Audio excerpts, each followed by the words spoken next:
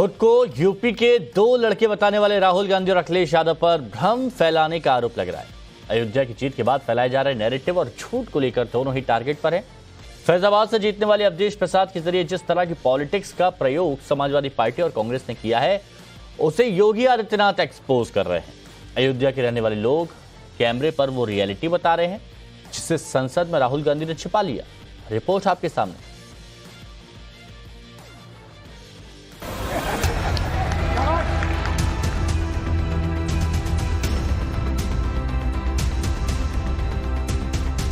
राहुल गांधी और अखिलेश यादव की पॉलिटिक्स का नया फेस हैं फैजाबाद के सांसद अवधेश प्रसाद। अब ये राम नाम के सहारे हैं या फिर भगवान राम का विरोध, ये वही जाने। लेकिन संसद में ऐसा एक्सपेरिमेंट किया जा रहा है जिसके कई मायने निकाले जा रहे हैं।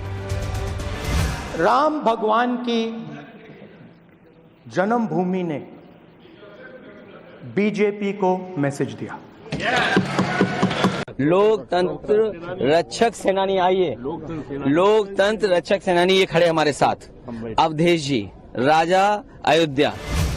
राहुल और अखिलेश का मैसेज क्लियर है। संसद से लेकर सड़क तक और चुनावी एजेंडे से लेकर बीजेपी को घेरने तक अयोध्या के सहारे उनकी सियासत आगे बढ़ने वाली है। इसीलिए विपक्ष के डिप्टी स्पीकर कैंडिडेट के लिए अवधेश प्रसाद पर मन बना लिया है।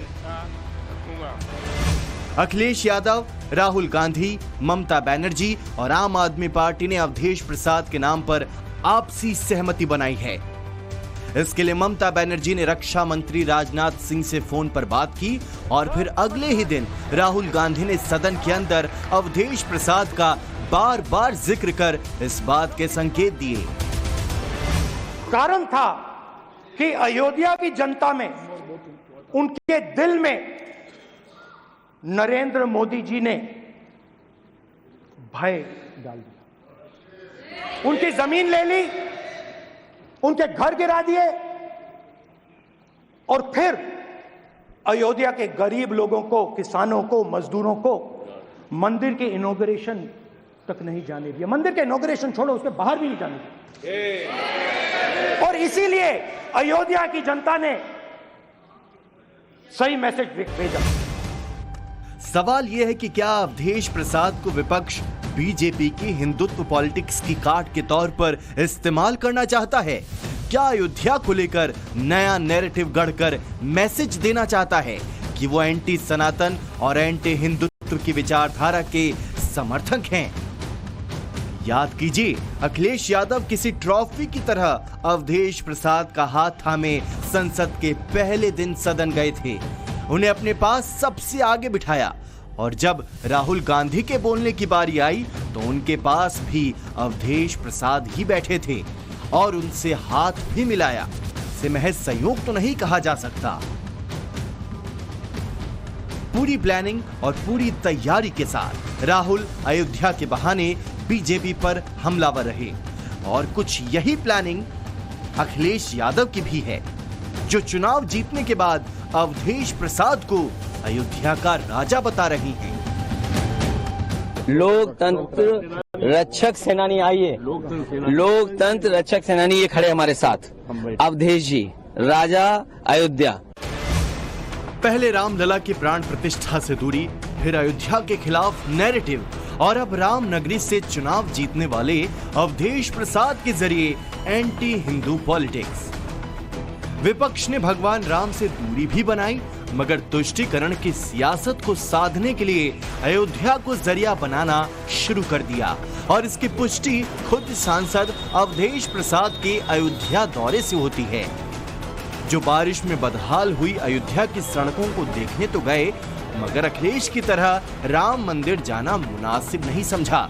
गौर करने वाली बात यह है कि अवधेश प्रसाद राम पथ पर जिस जगह खड़े होकर गड्ढों को देख रहे थे, वहां से राम मंदिर की दूरी महज 200 मीटर थी। एक सवाल और है कि आपके अखिलेश जी ने कहा कि अवधेश जी अयोध्या के राजा हैं, जिस पर लेकर सियासत जारी है, उस पर आप कुछ कहेंगे? पहले चलिए, ये रामपथ जहाँ पर गड्ढे बताए जा रहे हैं, जहाँ पर लोगों की दुश्वारियाँ पैदा हो गई हैं, जहाँ से लोगों के घरों में पानी भर गया है, अस्पतालों में पानी भर गया है, लोगों के लिए परेशानियां पैदा हो गई। पहले देख लें दीजिए, सारी बात देश दुनिया के सामने जाएगी।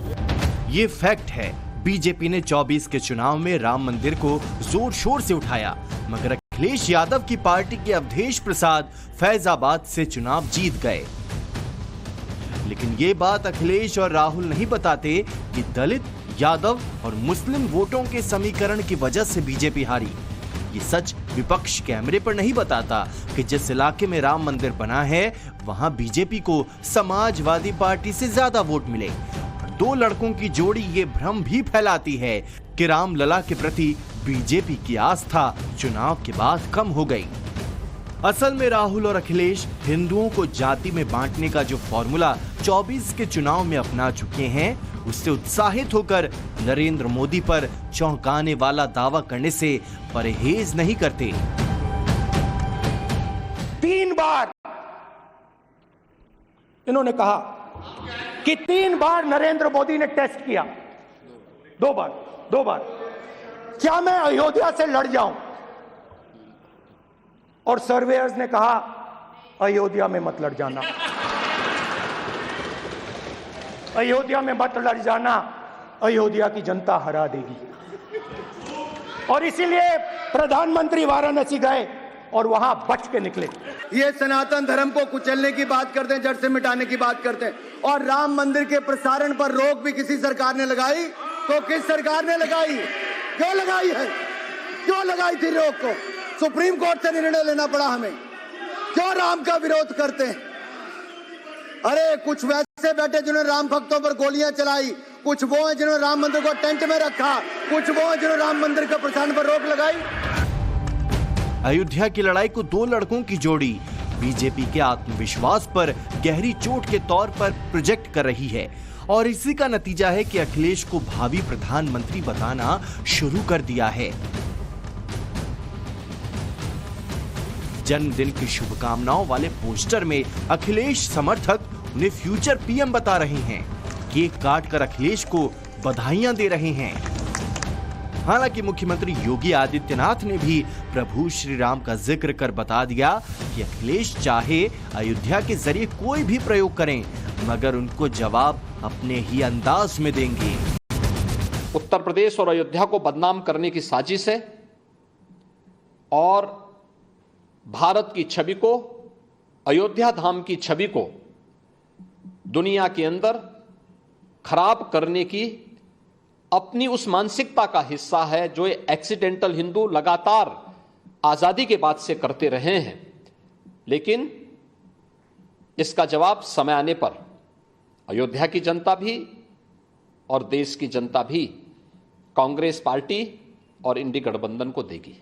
जब हम 6 दिसंबर के बाद हार गए हैं उत्तर प्रदेश, आप लोग भूल रहे हो, फालतू में मोदी और योगी को ब्लेम कर रहे हो आप। 6 दिसंबर का ढांचा गिरने के बाद जब सरकार गिरा दी गई और सरकार बनी, तो हमारी कहाँ बनी?